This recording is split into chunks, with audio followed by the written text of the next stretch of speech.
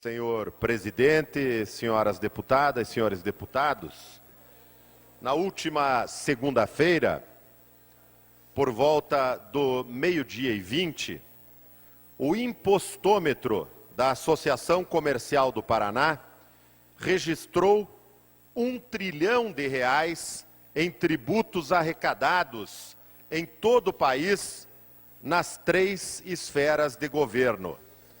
A marca havia sido alcançada 11 dias depois, no mês de 2014, ou seja, neste ano o Brasil já arrecadou mais impostos do que em 2014. O valor, repito, R$ 1 trilhão. A Associação Comercial do Paraná instalou esse painel chamado impostômetro com o objetivo de conscientizar a sociedade sobre o volume de dinheiro arrecadado com impostos, tributos, contribuições e multas. O impostômetro tem registrado recordes sucessivos de arrecadação tributária na última década. A média de arrecadação diária totaliza 5,55 bilhões de reais, senhor deputado Hélio Rucci. Até 29 de junho de 2015, cada brasileiro já pagou R$ 4.980,50 em tributos. Até o final do ano, cada cidadão brasileiro terá pago aproximadamente R$ 10 mil em impostos. R$ 10 mil é o que cada cidadão brasileiro terá pago em média, seja ele pobre ou rico, seja ele trabalhador ou empresário, em impostos e tributos. O Brasil, senhoras e senhores, deve fechar o ano de 2015 com a arrecadação próxima dos 2,7 trilhões de reais.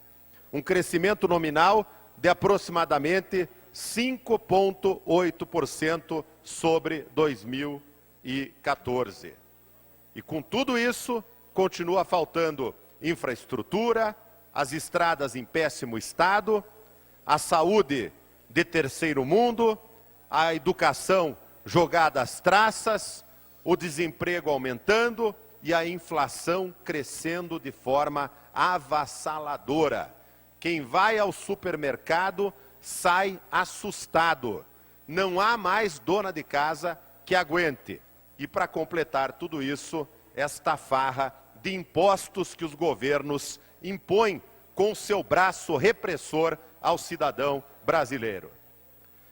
Esses números que citei há pouco representam que o cidadão brasileiro passa, em média, 151 dias trabalhando apenas para pagar impostos federais, estaduais e municipais, de acordo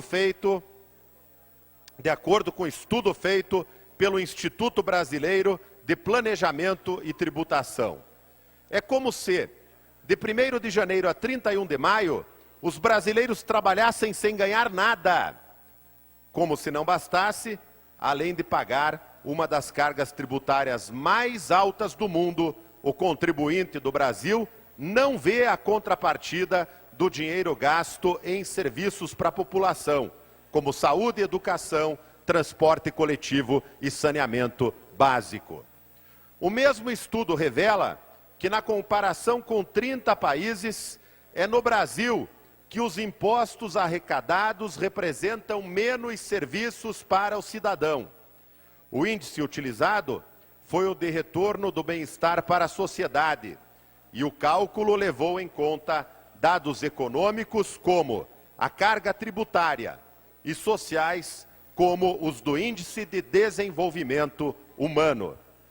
Pela 5ª vez consecutiva, o Brasil ficou em último nesse ranking, atrás inclusive de vizinhos como o Uruguai e a Argentina. Em comparação com os países do Grupo dos 20, que reúne as 19 nações de maior economia do mundo, Para concluir, deputado Ney. Eu peço para usar o tempo da liderança. Então, Vossa Excelência fala por mais 10 minutos. Muito obrigado, presidente. Em comparação com os países do Grupo dos 20, o Brasil também apresenta índices preocupantes. Um levantamento da consultoria PricewaterhouseCoopers revela que no Brasil o percentual de renda do trabalhador que vai para as mãos do governo por meio de impostos é 9% superior à média do grupo, que está em 26%. A taxa brasileira é de 35%. Então, 35% da renda do trabalhador mais humilde vai para a mão dos governos federal, estaduais e municipais através dos impostos. Por trás dessa pesada carga tributária estão também os impostos indiretos, deputado Tadeu, que no Brasil se refletem em tributos sobre produtos e comércio, sempre repassados ao consumidor final. Esses impostos indiretos representam 40% da carga tributária brasileira e têm o agravante de serem cobrados igualmente de toda a população, independente da faixa de renda do trabalhador. Isso faz com que os mais pobres paguem um imposto indireto igual ao da população mais rica, aumentando a desigualdade social no país. Enquanto o brasileiro paga por um dos governos mais caros do mundo, ele recebe um dos mais ineficazes, um dos mais incompetentes governos. De acordo com o índice de competitividade global do Fórum Econômico Mundial, que compara indicadores de 148 países, o Brasil está em número 124 no ranking de crimes e violência, 129 em qualidade do ensino básico e 138 em impostos sobre o trabalho. Além disso, dos cerca de 2 trilhões que serão arrecadados em impostos até o final do ano, apenas pouco mais de 100 bilhões de reais, ou seja, 5% do total, serão investidos em infraestrutura. O levantamento, apresentado no Fórum Econômico Mundial, estima que o mesmo valor será desviado por corrupção durante o ano de 2015 no Brasil. Resolver esse problema é, sem dúvida alguma, um grande desafio para os gestores públicos. A missão deve ser encarada com austeridade por todas as esferas governamentais. Uma das medidas necessárias para diminuir o inchaço da máquina pública é diminuir radicalmente o número de ministérios, secretarias, cargos em comissão. Indo mais a fundo, os gestores devem cortar na própria carne e vetar mordomias, como viagens ao exterior e cartões corporativos. Mas o principal mesmo é fechar o ralo da corrupção, peste nociva que se arrasta há anos e anos por todos os setores do Brasil e que se alastra cada vez mais nas empresas públicas, principalmente nos últimos anos, quando uma sucessão de escândalos tem sido verificados e graças a alguns homens corajosos, o combate ao menos está começando, apesar da corrupção não ter sido estancada.